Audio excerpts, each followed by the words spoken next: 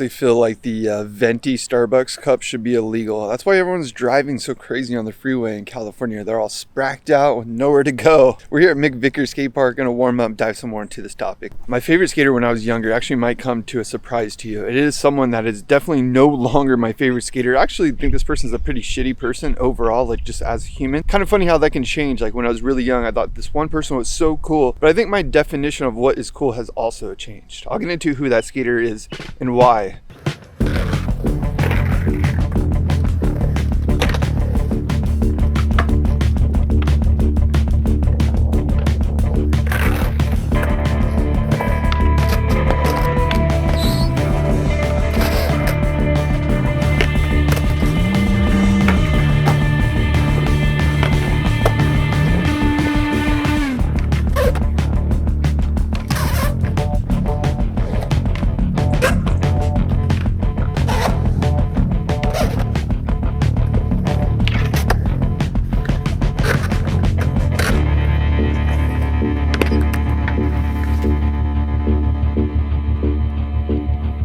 My favorite skater was actually Dwayne Peters. That's someone I admired, I looked up to. I had posters of him on my wall.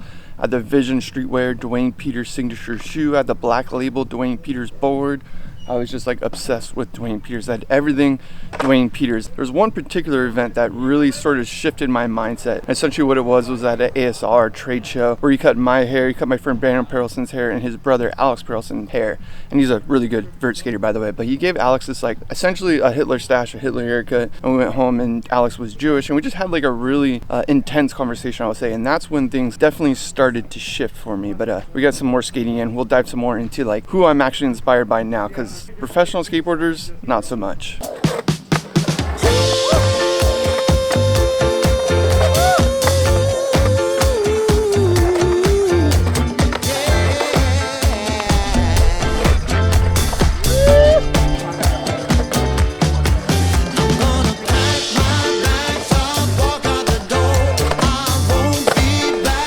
It's all in my head, dude.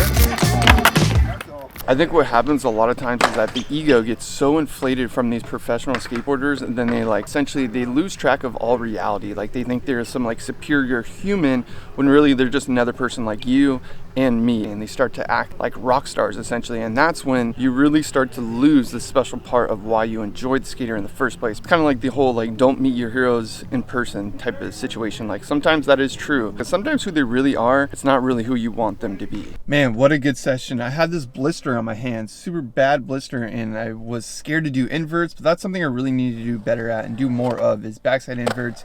Such a scary trick that took me years and years and years to finally get the confidence to learn. Now that I can do them, I barely do them, so I'm trying to get back on that. The other thing is I've been fasting, so I haven't eaten at all today. Need to grab some food before I pass out, because I'm definitely feeling like I'm about to pass out.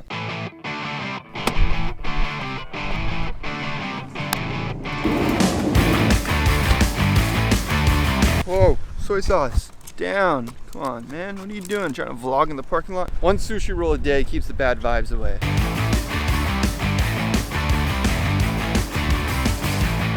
Now, hopefully this doesn't come off as like some bitter skater, opinionated person that like didn't make it as a professional skateboarder or something like that. What I'm trying to do is just express how I feel now, my formulated opinion now that I am not a teenager kid, now that I'm a 35-year-old adult that can formulate my own opinion outside of the skateboard bubble, essentially. But it doesn't mean that I don't respect professional skateboarders or people that are able to make money from skateboarding, or like the industry of skateboarding in general. I love it. It's what I truly eat, breathe, and sleep. However, it doesn't mean that I can't have my own opinion and that you can't have your own as well. So the skater I was speaking of earlier is Dwayne Peters. And I think people can probably naturally see that from maybe my style or even how I like to skate. I love disasters. I like still that type of skateboarding. But I think the point here is that like you can admire somebody's skateboarding and you could really love their skateboarding, but you don't have to like respect them as a person or admire them as a person. I think it's okay to like separate the two. Sometimes you can be like, hey, that skater's really cool, but you don't have have to buy his product or to like even think of him as like a hero or somebody to be motivated by or inspired by or idolize, essentially. Like, I don't think you should necessarily always do that. Some skaters you can, don't get me wrong. I love Vincent Alvarez. I think like he does DIY stuff. He's got his own family stuff going on. Like, he's doing his own stuff, and like what he's doing is what I want to do, and that's like what inspires me. So it's not necessarily that like pro skaters aren't inspiring. It's just that like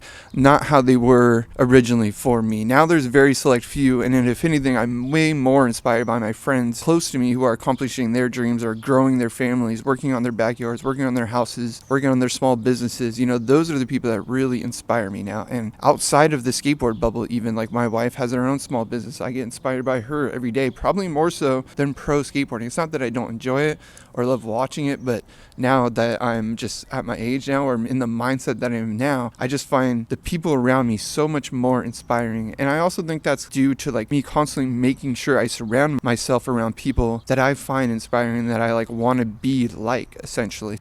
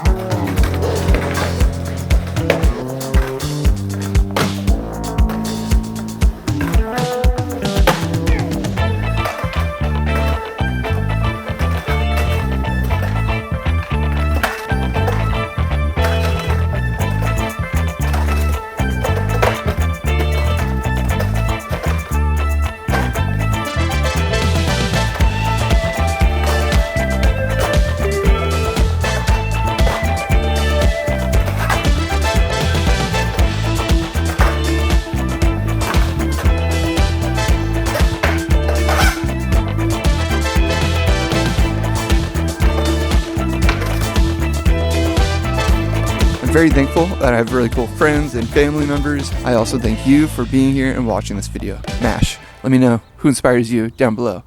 Grandma, father, my grandma, she's a G. She inspired me for sure. Love you.